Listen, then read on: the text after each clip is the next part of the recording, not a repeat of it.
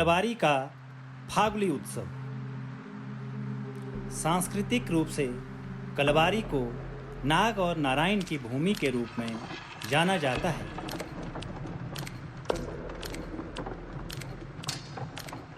फागुली त्योहार हर साल फरवरी के महीने में मनाया जाता है।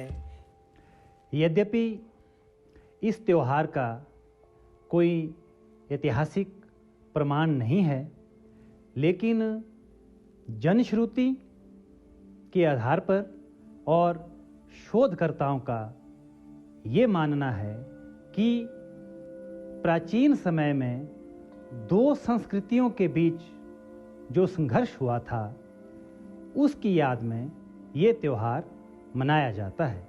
आदिवासियों को परास्त किया गया और उनकी लुप्त होती संस्कृति के सम्मान में इस संस्कृति को अपनाया गया। त्योहार के दौरान इस्तेमाल किए जाने वाले मुखौटे आदिवासियों के प्राचीन अतीत की विशिष्ट विशेषता है। कंटीली झाड़ियों के बाढ़ विभिन्न स्थानों पर हुई लड़ाई का प्रतीक है। आदिवासियों के गाने गाते हुए एक जुलूस को इस बाढ़ को पार करना पड़ता है।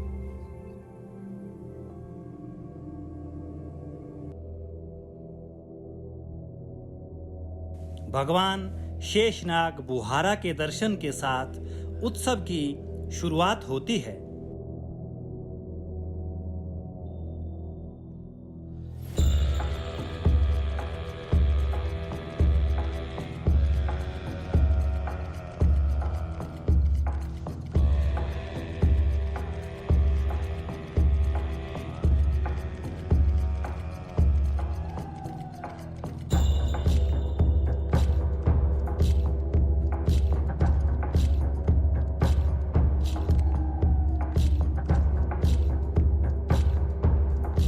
गूर भक्तों को आशीर्वाद और उनकी भलाई के लिए प्रतीक के रूप में सरसों के दाने वितरित करता है।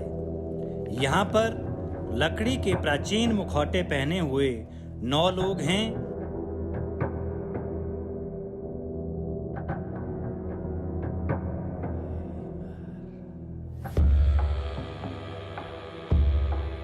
स्वालघा गांव में पहले कांटेदार बाड़ को पार किया जाता है। यहाँ से मंडियाले अपने अपने गंतव्य स्थान को रवाना होते हैं। इसी के साथ पहले दिन का उत्सव संपन्न होता है। दूसरे दिन 9 मंडियाले गांव के प्रत्येक निवासी के घर जाते हैं तथा सभी के घर से चिलड़े प्राप्त करते हैं। चिलड़ा जौ की एक पारंपरिक रोटी होती है। तीसरे दिन फागली पर्व का समापन होता है। इस दिन सबसे बड़े कांटेदार बाड़ को पार करना होता है। इसे ननौट ढोआ कहते हैं।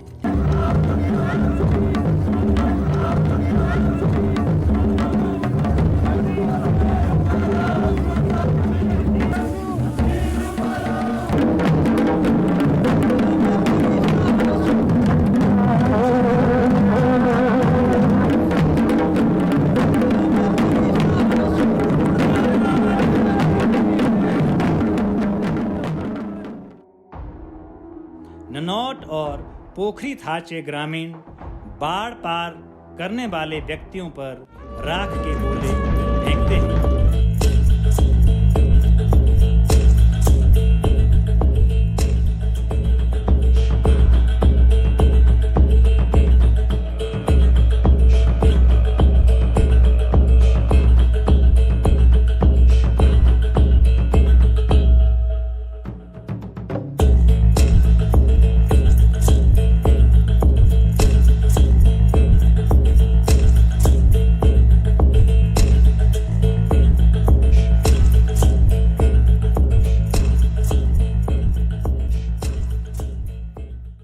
देवता लक्ष्मी नारायण के सम्मान में ये त्योहार मनाया जाता है, जिसकी अगवानी लोगों के बाढ़ पार करने के बाद होती है। श्रद्धालुओं द्वारा जय घोष के साथ पालकी का स्वागत किया जाता है। पालकी को ऐतिहासिक खेत में बैठाया जाता है और ये श्रद्धालुओं से घिरा रहता है।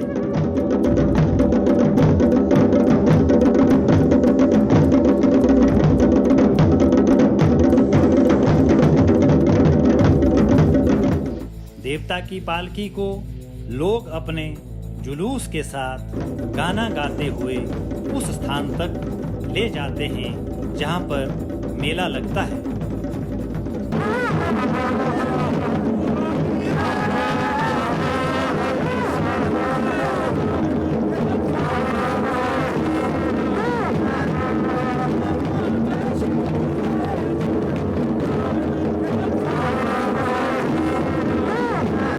मेले के स्थान पर मंड्याले देवते का स्वागत करते हैं तथा वहां से पालकी को जुलूस के साथ मंदिर तक ले जाते हैं।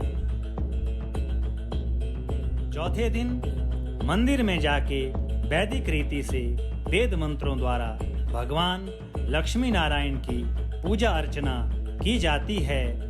इसी के साथ फागली त्योहार का समापन होता है। ओम नमो नारायणाय।